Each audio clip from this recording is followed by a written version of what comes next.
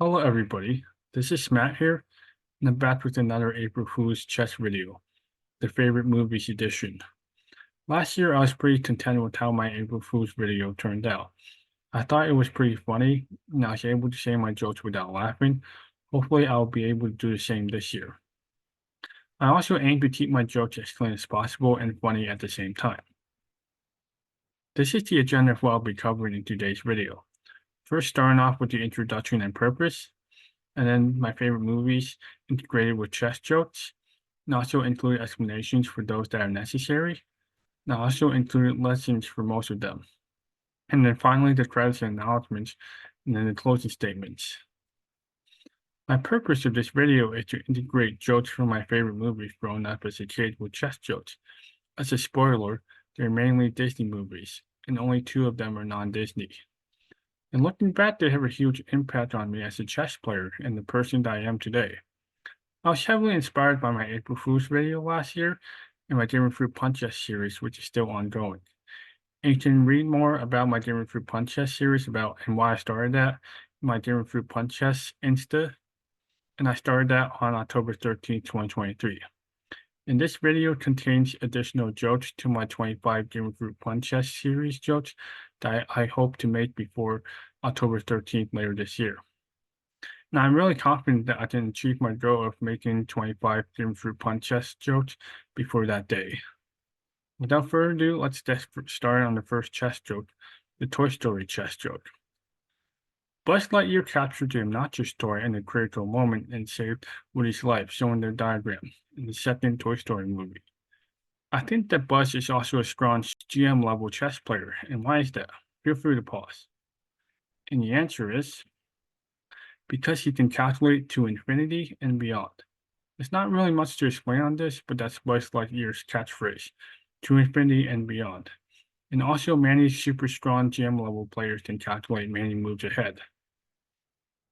The Monsters in Chess joke. The girl nicknamed Boo defeated the evil monster Randall while saving her monster friend Sally.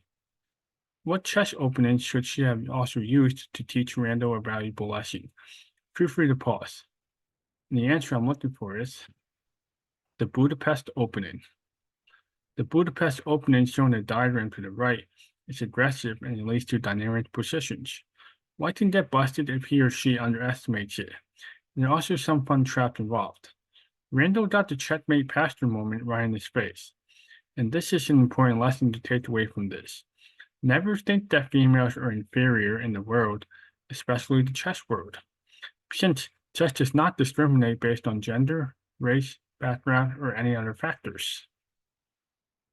Next one, a Bug's Life chess joke. The evil grasshopper known as Hopper got defeated by the large red bird, and this was a huge relief for the buds in the colony.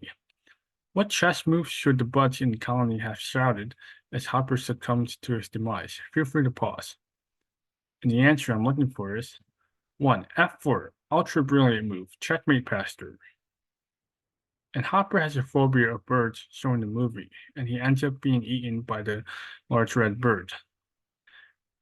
And the large red bird fed it to his little birds as well.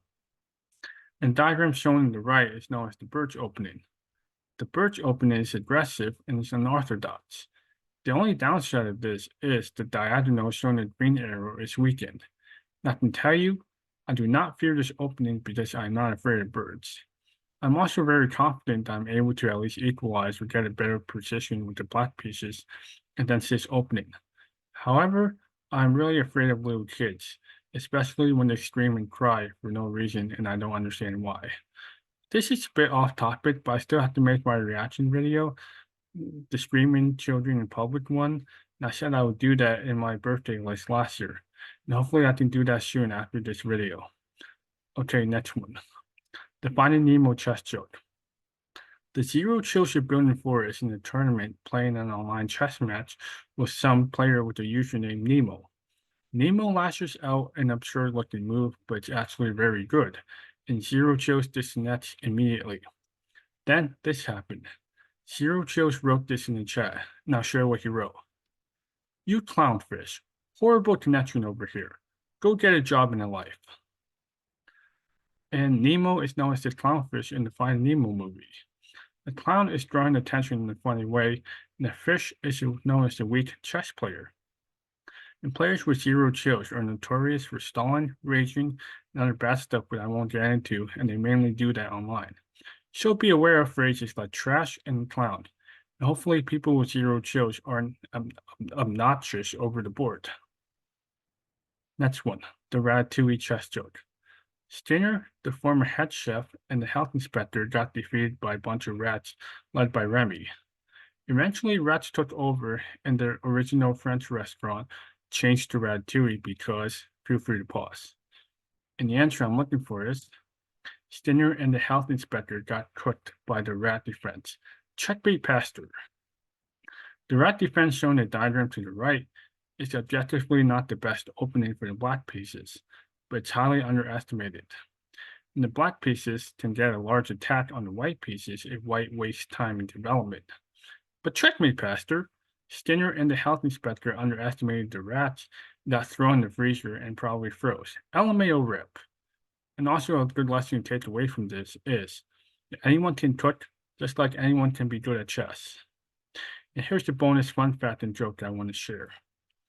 Remy's friend Elizabeth was very late to the celebratory AQ community dinner at Ratatouille, with all the rats at dusk because she went to get a meal like in the meal. Goodbye, douche toast. Next one, Cars chess joke. Mater and McQueen are my favorite characters from Cars. Mater cheers McQueen on in the final race versus the green car in the king, but something bizarre happened when the evil green car was a short sport.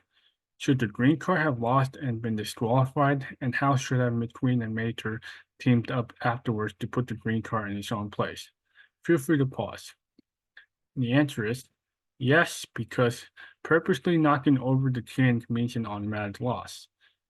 Mater will deliver the mate, and McQueen will blitz out the plan of action. Now share some lessons for this. Race fairly, play fairly, especially in a tournament with big prizes. It's that simple. And don't be like Chick Hicks, who is the salty green card. And hopefully those who don't play fair will learn a lesson. And don't mess around with the king in the wrong way. Knocking over the king intentionally means resignation. And also, it's really important to not touch your opponent's pieces except when capturing.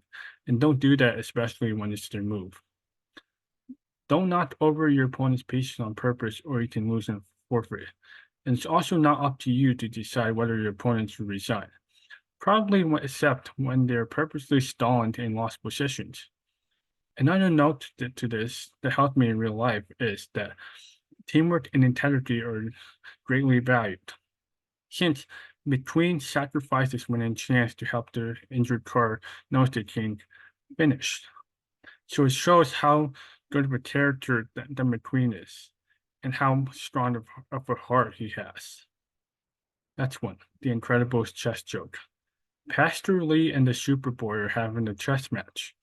They reach this ending position where the Superboy has the white pieces and Pastor Lee has the black pieces. And what happened next? Feel free to pause. And the answer is the Superboy dashed his way to victory after stopping Pastor Lee's pawn from promoting in time and botched out his king. Checkmate, Pastor Lee. The Superboy is known as Dash, and Pastor Lee can't catch him. And Dash is just way too fast, and I probably can't catch him either. Also to know, Pastor Lee's king is way too far, and Dash is completely winning, known as the outside of the box technique, shown in the green arrows. As shown, Dash's king is just in time to catch Pastor Lee's pawn, but Pastor Lee's king is not in time to catch Dash's pawn, because the king is simply outside the box, and he's just a couple tempi too short. So Dash will definitely win. Next one, the Home Alone chess joke. Kevin defeated the bad guys, Marv and Harry. He developed an intricate plan to thwart the burglars' attempt to rob his house. And Marv managed to grab Kevin's leg at one point when Kevin tried to escape. But Kevin's ability to grab the tarantula and place it on Marv's face is like this move in the chess position shown below because, and Please take the moment to pause. And the answer I'm looking for is Kevin had an important resource and broke through the bad guys when he placed the tarantula on Marge's base. A breakthrough is the tactic that creates a passed pawn that can't be stopped from promoting. And Kevin broke free when the bad guy screamed like a drama queen after he put the tarantula on his face. And also a resource is a move that helps your position. The tarantula was an important resource for Kevin. And Marv and Harry failed to rob Kevin's house thanks to Kevin's genius positional plan and quick reaction. And here are some important lessons to take away from this in chess and in life. It's always important to try to look for resources to help save you in tough positions. It's always important to stay calm under pressure. And notice that Kevin didn't even panic once. And he wasn't even half of my age. And it just shows how smart he is when handling these situations. And the brain works better when you're calm because mistakes are likely made when you feel really pressured. And chess is time pressured because that's when most people start making mistakes. It's always important to plan ahead, and proactivity is always valued. It's important to have a plan, or else you'll most likely lose and not succeed. And chess is like figuring out the best squares for your pieces and developing a plan to win the game. Next one, the Frozen and the Meet the Robinsons chess joke. I decided to combine these two together, and you see why in just a sec. Here's an interesting chess drama story, and I also mentioned this in my 8th part of my Daring Fruit Punch chess series in last year's April Fool's video. When some guy yelled at the amateur Team East tourney in 2018, "You're playing the last round. I paid $20 for this," over Budhouse. He continues to scream at his son for his poor tourney performance. And how would Elsa from the Frozen movie react? And how would the Meet the Robinsons family react? Feel free to pause. And the answers I'm looking for are Elsa will tell the dad and the son to just let it go, let it go. And the Meet the Robinsons family will tell the dad and the son and the Cowboys, keep moving forward. Here's some lessons to take away from this. A bad tournament is not the end of the world, and parents shouldn't be too uptight on ratings and performance, and they shouldn't berate their kids for bad performances. We all fail, but it's important to reflect and learn. Put the losses behind you, learn from it, let it go, and go in stronger next time. We must move on and keep moving forward. Next one, the SpongeBob chess joke. I decided to save the best ones for last, and I made 2 of them. 2 SpongeBob chess jokes. King Neptune is the strongest chess player of the sea who eats many cheeseburgers to fuel his energy during every chess match. He feels invincible and he never seems tilted at all for some reason. I wonder why, and this is what I think. He is a straight ruler of the sea. He is always in good form and he has so much faith in himself. Number 2 of the SpongeBob chess joke. On the DMV chess tournament page run by VT Chess, known as Vermont Chess, there's a SpongeBob username on the registration list. Vermont Chess is concerned about SpongeBob because, and feel free to pause. And the answer I'm looking for is, SpongeBob is destructive and he failed his license test over 1 million times. Although his excuse is that you don't need a license to drive a sandwich. But Checkmate Pastor, are you mad that you can't drive sandwiches? Vermont Chess didn't buy its excuse because sandwiches aren't motor vehicles. I think Vermont Chess should take the following action to mitigate any troubles that SpongeBob can cause. This is what I think. He can get authorities such as Mr. Crosswalk, Mr. Lawnmower, King Neptune, and his cow to watch and control SpongeBob's every move. Now, and here are some lessons to take away from this. Try smart and safely, because one mistake can be catastrophic or deadly.